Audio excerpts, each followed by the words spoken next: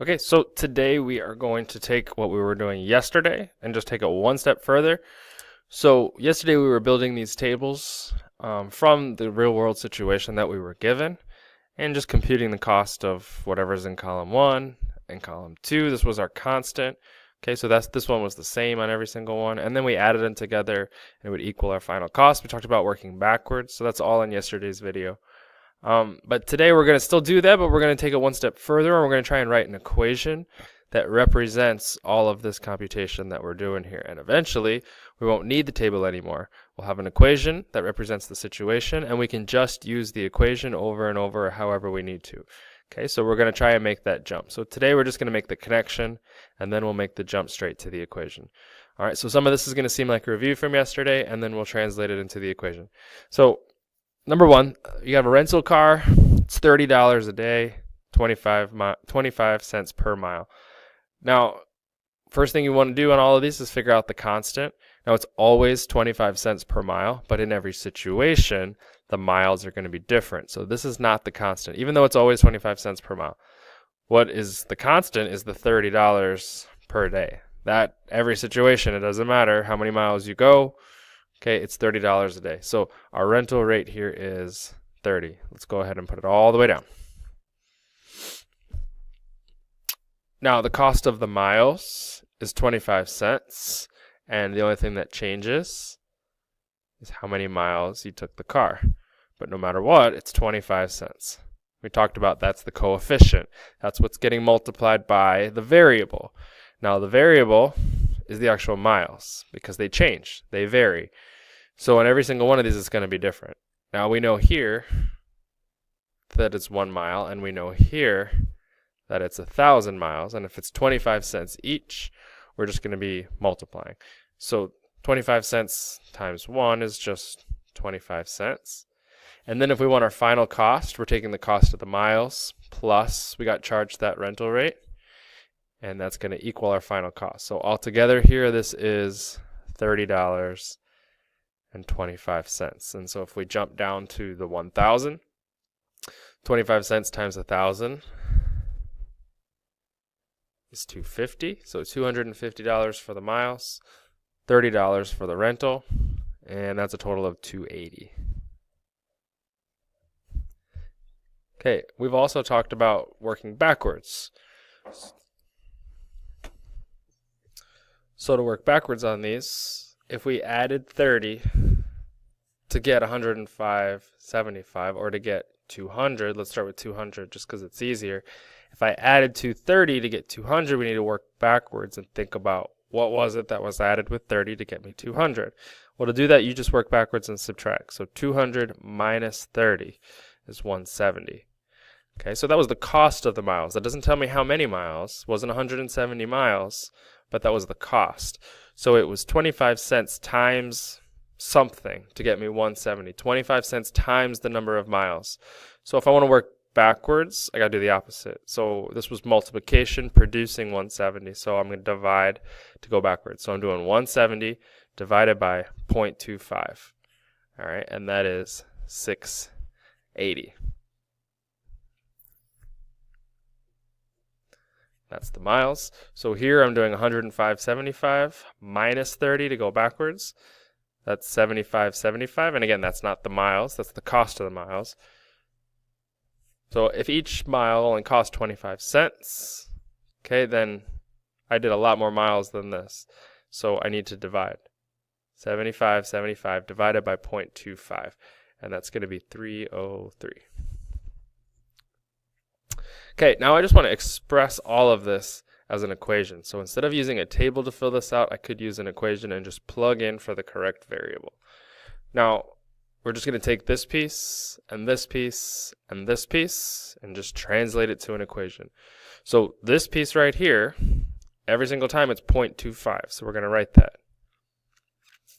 And then that's always multiplied by this changing number. So that's your variable. So if you wanted to call it x, you could. But let's use a letter that makes sense with the situation. So we're going to use M for miles. So if I want to figure out my final cost, I always multiply 25 cents times the miles. I always add 30 So you got to have that constant in there, and it equals your final cost, which is different every time. So since that number is changing, I can't just write a number down here. I need a letter to represent the changing number. So this is cost. I'm going to put C. So to represent this situation, it's 25 cents times the miles plus 30 equals the cost. All right, and we're going to try and do that for some of these other ones. So let's run through these quick. Number 2, we're at the sandwich shop.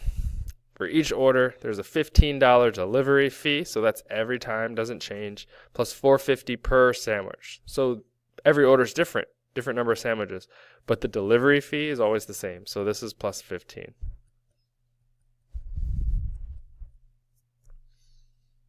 Okay, now the cost of the subs is $4.50 for each one, but we don't know how many. So the variable is how many subs. Now, here they said 0. So this is one of those weird situations. How could there be a delivery fee if there was 0 subs? And I get your point. Okay, but for the sake of this exercise, we're going to run the numbers. So 450 times 0 is 0 plus the 15.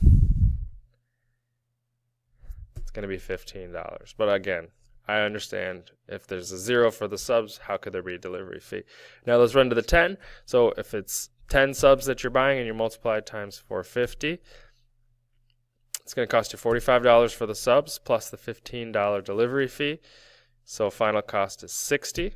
Working backwards, okay, if it was $15 delivery fee and the total was $240, I'm going to work backwards by subtracting. $240 minus 15 is $225. So 450 was multiplied times something to get me 225. To work backwards, I'm dividing. So do 225 divided by 450, and that's 50. So there was 50 subs. Last one, 1365. Huge order. You would say, who spends that much on subs? But if we're ordering for the entire school for lunch one day, okay, this number will make more sense. So I need to subtract the $15 delivery fee. Okay, and that's $13.50. If I take 15 off of it, remember we are subtracting 15. And now I have to divide because 450 times something was $13.50. So to go backwards, I'm dividing. $13.50 divided by 450 will be 300.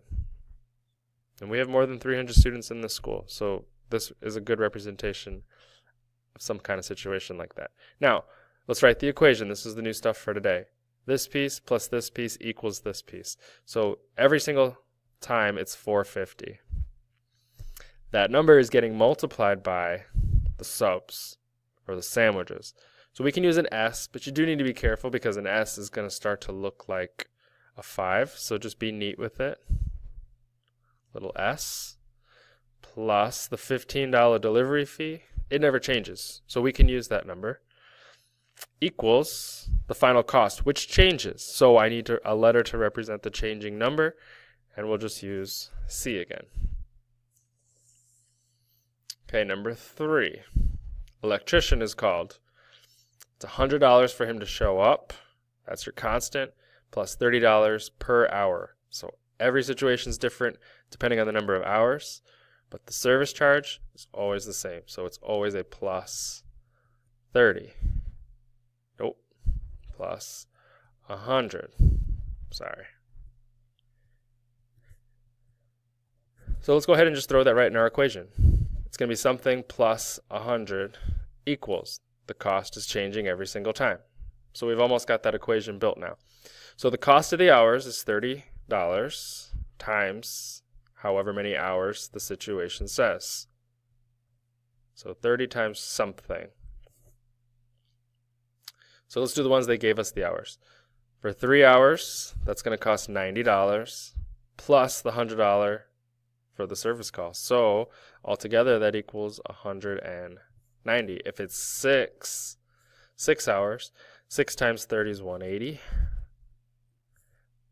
Add the extra 100 for the call itself, and that is 280 altogether. Working backwards, if the whole cost was only $130 and 100 of it was the service charge, that means we only had 30 here. You subtract 130 minus 100 is 30. So 30 times something is 30. It's 1. So that was, there was 1 hour of work if the final cost was $130. If there was $370, take the 100 off, that's $270. And 30 times something gave me 270, so divide, you get 9. So it was 9 hours. So this first piece, the cost of the hours, can be represented by 30 times the changing or the varying number of hours. So it's 30 times h hours. So this equation represents the situation. 30h plus 100 equals c. 30 times the hours plus 100 equals cost. Okay, number 4, let's cross this whole piece out right here. Let's see if we can go straight to the equation. So, cell phone company charges $50 a month plus 2 cents per text message. So, the constant is the 50. That's going to be the same every single time. The change is you're going to send a different number of text messages every month. All right, so I'm going to reverse this. We want to know what's the final cost. So I'm going to write cost equals. If you wanted to put it at the end, you can. It doesn't matter. You can start with C equals or you can end with equals C. Now, the 50 is the constant, so it's going to be a plus 50 plus 50. And the changing part, the part that's going to vary, is the text messages. So it's going to be 2 cents times however many text messages you send. So 0.02 times, now if you put a T for text, it's going to look like your plus sign. So I'm going to use an M for messages. Now you can use any letter you want, but choose something that's going to not look like a plus sign. I really don't even like using S up here because it looks like a 5. So if you can come up with something different that makes sense, even if you want to use X, that's okay, I guess. But ideally you want it to make sense with the situation.